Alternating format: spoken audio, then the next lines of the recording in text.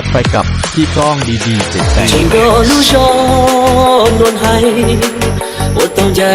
ตัวเกิดเดฉันก็ตูเดน้ำหอมเขาอีก็ที่กู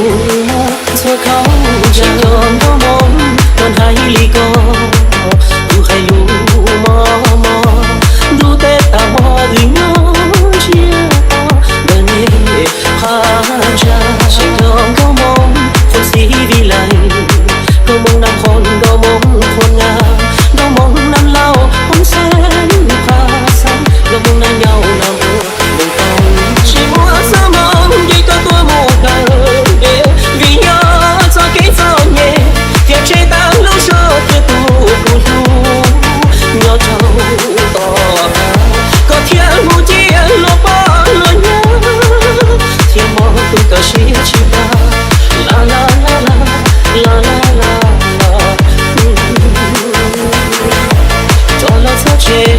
寂寞的终于呀他见面时看着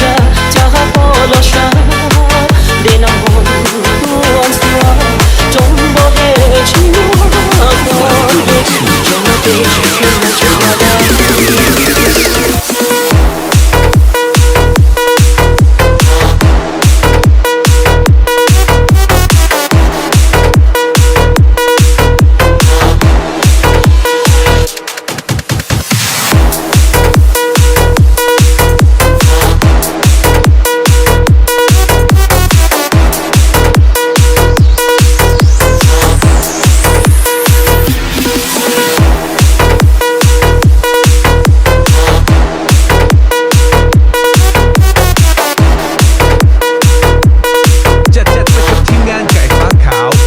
เกินร้อย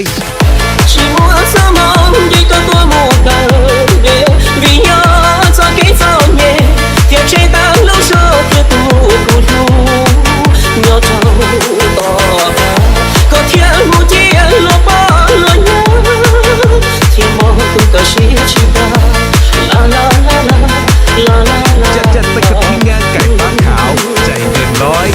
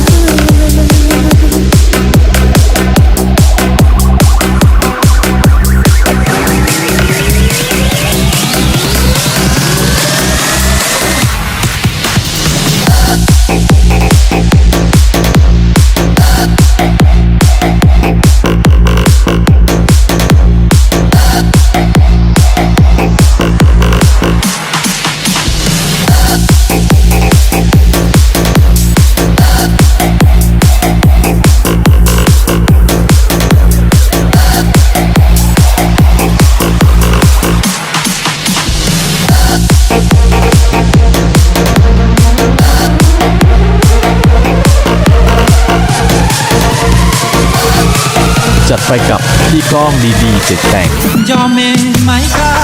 ย้อนจากอาเลียย้อนย้อนป่าเชียย้อนสมสมัยเก่าโน้นเก่าทีตีท่ากกไห้ยอมเมอาไม่ย้อนหน้าตา Listening to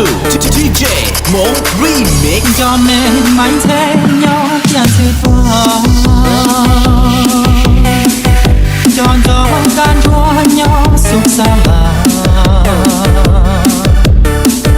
เก่าสีไม่เที่ยวย้อนรอเบิดคำยอมเมไม่ว่าย้อนจงคู่ตือยานหลังได้เล่เช่เย่ตือมัวนังกาเช่ตือน้องกากาลาเปเกพองยื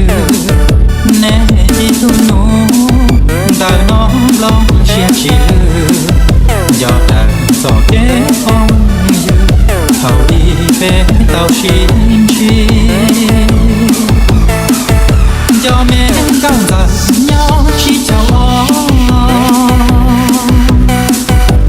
cho mãi nó nhau lo chào gì và phu và nhân mai mùa đông thì cho nên ta đi You are listening to DJ Mong Remix. 1, 2, 3,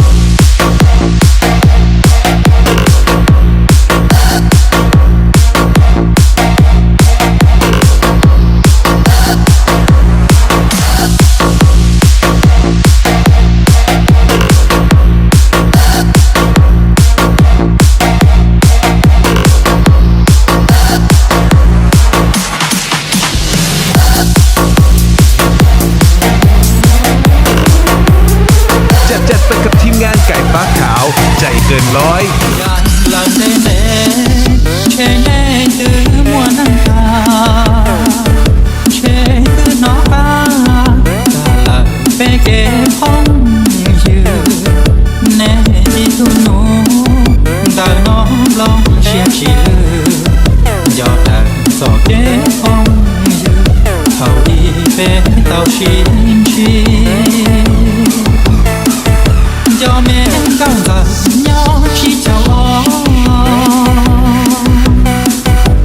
cho mãi nó nhau lo chào gì và phu và nhân mai mùa đông thì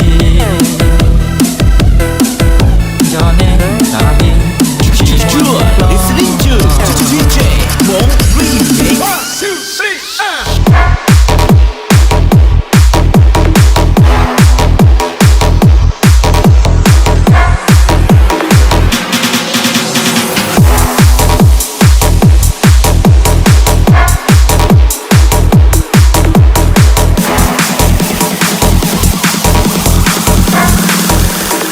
Close your eyes.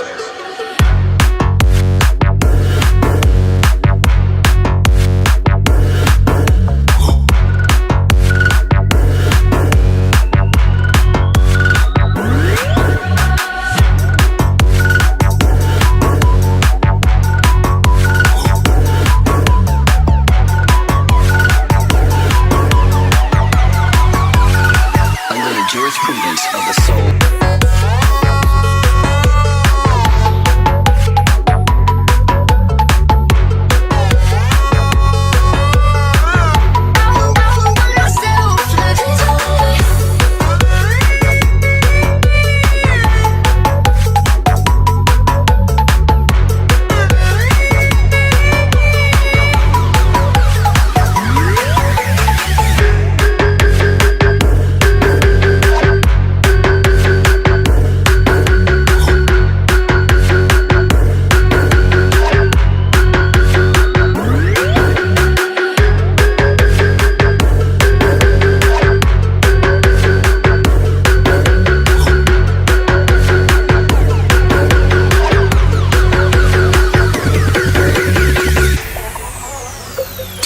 Music by nkauj.